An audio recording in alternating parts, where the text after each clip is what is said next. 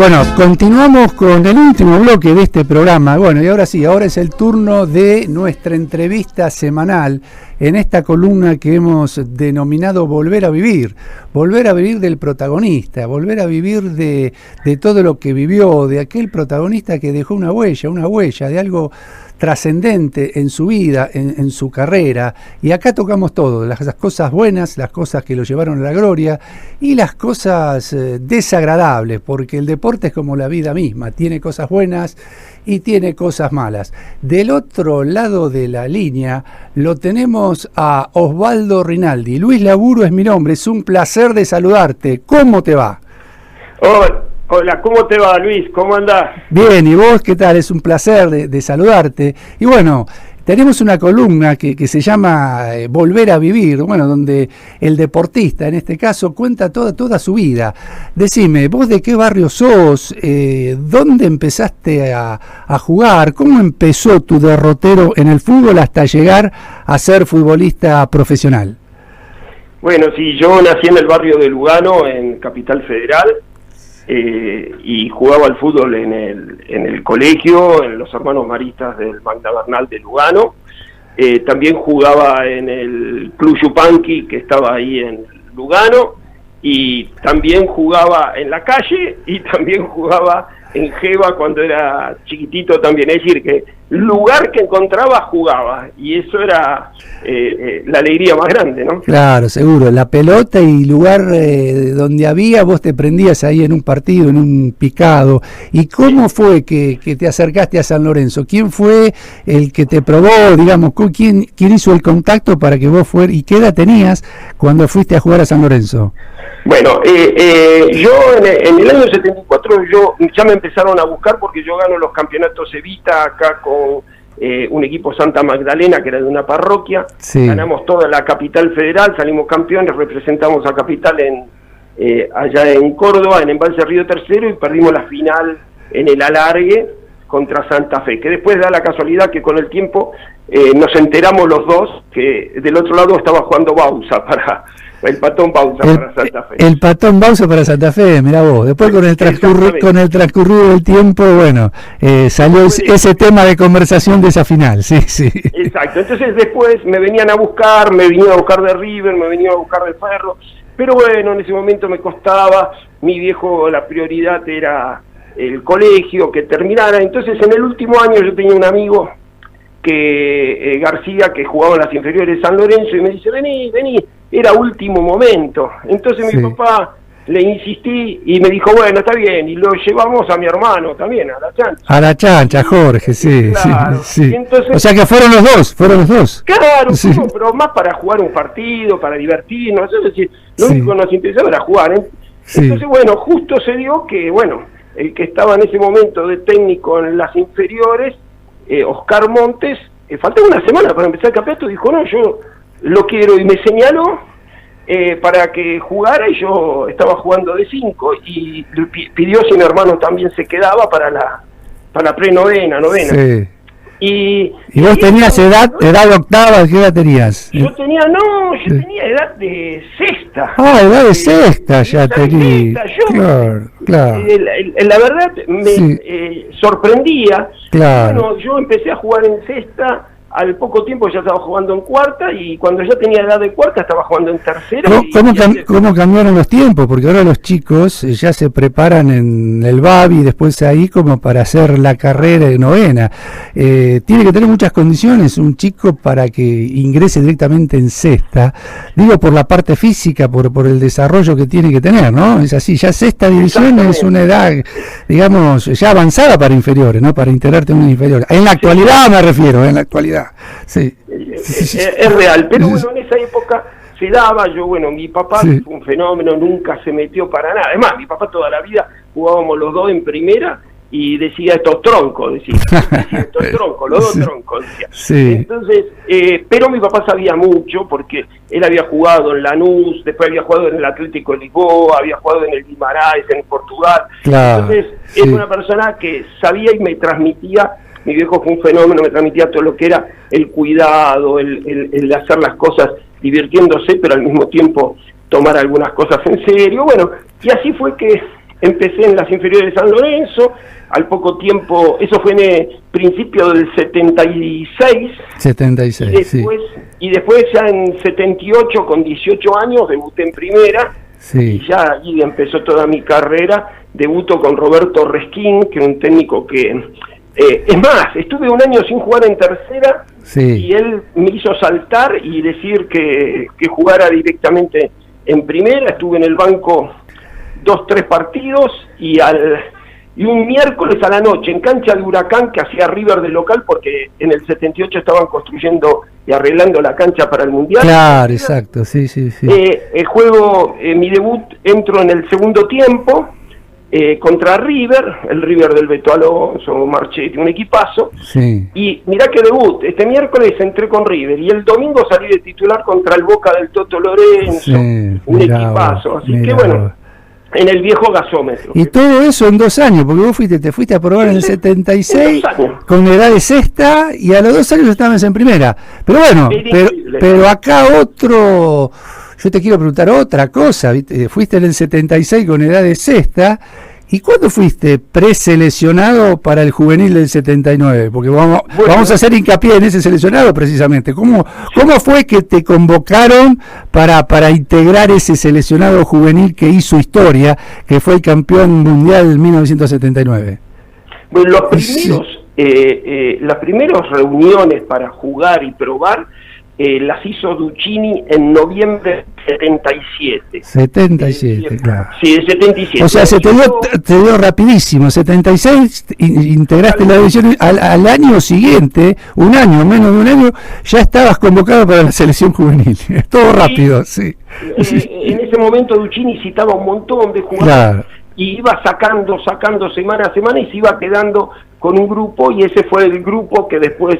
en agosto-septiembre del 78, yo antes en el 78 ya debutó en primera, y también fui sparring de la selección del 78, es decir, cuando ellos estaban concentrados en José Cepaz y faltaba uno para hacer fútbol, yo me tenían ahí y estaba preparado, es decir, eso también fue una vivencia bárbara. Claro. Marcando a Kempes, a Valencia, era una experiencia espectacular, y aparte de escuchar, ver al Tolo Gallego, a Rubén Galván, todos jugadores extraordinarios, y bueno, eso hizo que me diera una gran ventaja. Al final después del Mundial, ya Duccini arma todo el grupo que él había elegido, el famoso reunión en el viejo gasómetro con Menotti, diciéndole la famosa frase, mira, yo te entrego a estos muchachos, yo no sé si van a salir campeones, pero que van a jugar bien a la pelota, van a jugar bien a la pelota. Claro, Y ahí empezamos con Menotti en septiembre del 78 para el sudamericano, que era en el enero del 79, ahí en el sudamericano clasificamos a Japón, y después vino el Mundial de Japón en agosto-septiembre del 79. Osvaldo, vos sabés que yo siempre le digo lo mismo al entrevistado. La columna se llama Volver a Vivir, pero no es solamente volver a vivir del protagonista, en este caso sos vos, sino del entrevistador, porque todo lo que vos me estás contando, yo me acuerdo. Tal es así, que ese equipo del 79, yo me lo acuerdo de memoria, y me sale así, porque realmente era un equipazo, y bueno, y para mí es imposible olvidarme de ese equipo. Yo le digo, y me sale así instantáneamente, Sergio García, Carabelli, Simón, Rossi, Hugo Alves, Barbas, Rinaldi y Maradona, Escudero, Ramón Díaz y Calderón. Me sale así de memoria, porque yo lo disfruté mucho, y yo siempre digo lo mismo, le recalco al entrevistado que yo disfruto mucho la nota, no es solamente volver a vivir del protagonista, que en este caso son ustedes, sino que uno como amante del fútbol y del deporte disfrutó de eso, y también para mí es un volver a vivir. Por eso te digo que yo lo disfruté mucho ese. Me acuerdo que, bueno, primero vamos a hablar de la clasificación para ese mundial, que fue sudamericano en Montevideo, que se realizó en el mes de enero. Contame cómo fue ese proceso previo para llegar al sudamericano, que fue la clasificación para el mundial. Contame todos esos pormenores del sudamericano. Sí. En el proceso previo está el famoso partido con el Cosmos de Nueva York, Ajá, Beckenbauer, se jugó el 3 de noviembre del 78. Estábamos ya en la etapa definitoria y ya estaba el equipo armadito, y hacen ese partido famoso amistoso en Tucumán, el cual todos esperaban que los Cosmos tenía a Carlos Alberto, el Tano Ginaglia, Beckenbauer. Bueno, era un equipazo, y le ganamos 2-1, y ese fue el primer sorpresa fuerte que empezó a correr. Mirá, un grupo de juveniles, inclusive Beckenbauer se agarraba a la cabeza, se defendía el Tano Ginaglia, y bueno, eso fue nuestro comienzo hasta llegar al Sudamericano, que ahí el Sudamericano hicimos toda la... Y vos en particular no te terminó de sorprender, porque volvamos a tus inicios en San Lorenzo. Pasaron 3 años, de 2 años. Nada, 76 y en el 78 estaba jugando un partido donde tenía como rival nada más ni nada menos que a Beckenbauer, entre otros. Seguro. Fue algo rapidísimo, sí. Claro, en el 78 marcando a Kempe en los entrenamientos. A Kempe en los entrenamientos, claro. Sí. Después a Beckenbauer y después el compañero a Diego. Sí, claro. Era una cosa que o te acostumbrabas o te choqueabas. Claro, sí. Y realmente a veces, bueno, Diego era de mal acostumbrarnos a todo, porque era tanto la magia que siempre desplegaba en entrenamiento, cada entrenamiento, partido y lo que sea, que ya era una cosa que decíamos, esto es real, porque después vos la querías hacer y no te salía. Entonces vos decís, ¿esto qué hace? ¿Es real? Sí, es real, pero bueno, es el día de hoy que lo hablamos. La semana pasada jugamos un partido y comimos un asado, los del juvenil, que siempre nos juntábamos con Barbas, con varios de los muchachos, y seguimos comentando eso mismo, y con una gente de un country que nos invitó y nos invita siempre, divinos del country Boca Ratón. Todavía nos siguen preguntando sobre todas estas formas de jugar que todavía repetimos. El otro día estábamos jugando en el country y yo corté una pelota, se la di a Bárbara, ya enseguida le hice el relevo, era algo automático. 40 y pico de años. Y bueno, Sergio García jugó al arco. Bueno, realmente es un equipo que no solo nos entendíamos dentro de la cancha, sino afuera de la cancha también, y fue un grupo muy lindo que hoy todavía se mantiene, siempre con mucha alegría. Estuve la semana pasada en Olavarría comiendo un asado con Hugo Alves y Abel Carabelli. Es realmente un grupo que se extraña mucho y estamos continuamente en contacto. Qué bueno. Bueno, vamos a ir a Uruguay 1979 en Montevideo, un clima realmente adverso, porque siempre hubo esa rivalidad futbolística del Río de la Plata entre Argentina y Uruguay, que viene de muchos años, y bueno, había un clima adverso. Yo me acuerdo, había, digamos, no los trataban muy bien los aficionados uruguayos. Contame ese Sudamericano 79, que fue la clasificación para Japón. Bueno, ahí en el Sudamericano, sí, es verdad, era Uruguay, era todos los partidos que jugáramos, como se jugaban 2 partidos seguidos en el mismo estadio, que era el Estadio Centenario, porque era el único que se iba a utilizar. Cada vez que nosotros jugábamos, si jugaba Uruguay o iba gente de Uruguay, era todo silbatina para nosotros, era silbatina total. Ahí en el Sudamericano, los 2 números 5 que tenía la selección, era yo en su primer momento el titular y el suplente era el gringo Esperandío. Pero cuando voy a ir al Sudamericano, yo tenía un tirón en la pierna que no me deja empezar el campeonato. Entonces juega el gringo, lo hace de una manera espectacular, que es el día de hoy. Estuve ahora comiendo asado, es un amigazo del alma, era un compañero de esos que, la verdad, sin nada de celo ni envidia, bueno, una relación bárbara fue siempre. Bueno, en ese momento él juega muy bien, y yo juego algunos partidos hasta que llega el partido final, que era contra Brasil. Nosotros le teníamos que ganar a Brasil para eliminarlo y nosotros clasificar, claro. Y ahí fue ese famoso partido que yo jugué de 4, porque a Barbas lo habían expulsado, que estaba jugando de 4. Claro. Y el flaco Menotti el día antes del partido me dice, Rinaldi, lo voy a poner de 4, ¿juega? Yo juego de arquero acá. Yo voy a jugar de lo que sea. Bueno, y esa era la ventaja, cualquiera podía jugar en cualquiera de los puestos y siempre nos sentíamos cómodos. Bueno, ese partido el estadio, cuando fue el penal, silbaba todo el estadio. Y Huguito Alves hizo el gol, un penal que le hacen a Diego, y ahí clasificamos junto con Uruguay, y después clasificó Paraguay. Paraguay en un repechaje fue, ¿no? Después. Claro, Paraguay en un repechaje, claro. y después, bueno, y Brasil quedó afuera. Ese Brasil, claro, que, si no me equivoco, tenía Careca, tenía unos jugadores bárbaros, pero claro, bueno, también Uruguay tenía Rubén Paz, tenía grandes, Alves, el arquero, grandes jugadores, claro, Bueno, y después vamos a el mes de septiembre en Japón. Bueno, este año, dentro de 20 días, empieza el Mundial y también nos vamos a tener que levantar temprano para ver a la selección. Sí. Bueno, por la conmoción que causa los mundiales mayores. Pero yo le digo a la gente, a los jóvenes que van a despertarse temprano ahora para ver a la selección argentina, que en 1979 el país se conmocionaba también y todos nos levantábamos temprano para ver a una selección juvenil. ¿Por qué? Por el alto vuelo futbolístico que desplegaba, porque estaba Diego Armando Maradona y porque parecía una sinfonía perfecta cómo funcionaba el equipo. Y bueno, fue tal la conmoción que causó que parecía un mundial de mayores. O sea, yo me acuerdo, no había ninguna diferencia. Todos nos levantábamos temprano, los chicos en el colegio entraban un poquito antes o un poquito después, compensaban la hora. Todos nos arreglamos en función de nuestra tarea diaria para estar presentes a la mañana temprano y bueno, y postergar o compensar en algo nuestras obligaciones durante el día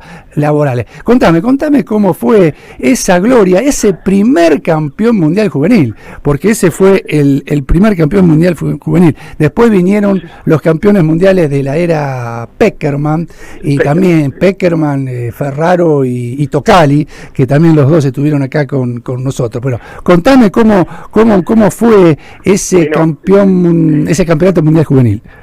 Bueno, lo primero era que cuando nosotros estábamos acá concentrados previo a viajar, sí, nos dicen que van a transmitir los partidos. Y sí, nosotros nos reíamos, decíamos, va a ver, hay partidos son a las 4 de la mañana, sí, a las 7 de la mañana. Sí. Entonces, bueno, después del primer partido, que ganamos 5-0 a Indonesia y jugamos un gran partido, nos empiezan a llegar informes, estaba en ese momento Macaya Márquez, Mauro Viale, con la televisión, entonces nos vienen y nos dicen, chicos, hacemos récord de audiencia. Nosotros creíamos que nos estaba diciendo mentira, en ese momento no había celular. No. El Pichi Escudero se comunicó, me acuerdo, después de mucho problema con la familia por teléfono fijo, sí, y le dicen, acá la gente sale a la calle, están enloquecidos. Y nosotros nos llegaba esa información y decíamos, no, esto es un chiste. Y bueno, y ya el segundo partido también, más récord de gente en la televisión, sí, y bueno, sí, el tercer partido sucedió lo mismo y ya ahí empezamos a tener conocimiento porque, bueno, lo que vos decís es nuestra copa. Nuestra copa, siempre decimos los muchachos, sí, es la gente que nos encontramos hoy, como te puedo encontrar a vos, sí, que me dice, yo me levantaba a las 4 de la mañana, sí, para verlo. Sí. Eso es el caricia al alma nuestra más grande que hemos, claro, tenido. Y yo creo que es millones de veces que nos ha pasado eso, sí, pero millones, sí, millones. Sí, sí. Entonces, eso yo creo que es lo que más nos llena de orgullo, porque bueno, era un equipo que sí, no voy a negar, jugamos muy bien, sí, y además de jugar bien, que es lo que decía Diego, no era Diego y un equipo, sino que era un equipo que jugaba bien con Diego encima. Con Diego encima, claro. Sí, entonces sí, era robo.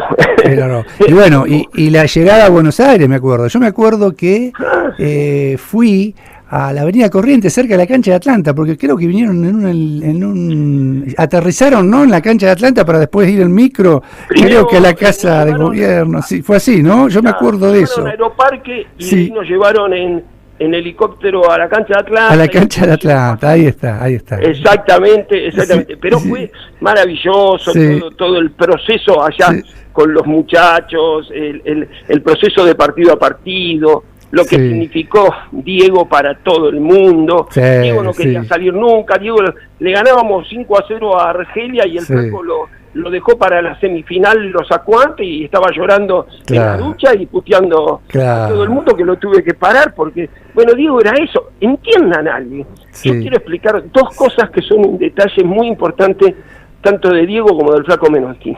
Menotti agarra un sub-20 juvenil para jugar un sudamericano después de salir campeón del mundo con la selección mayor.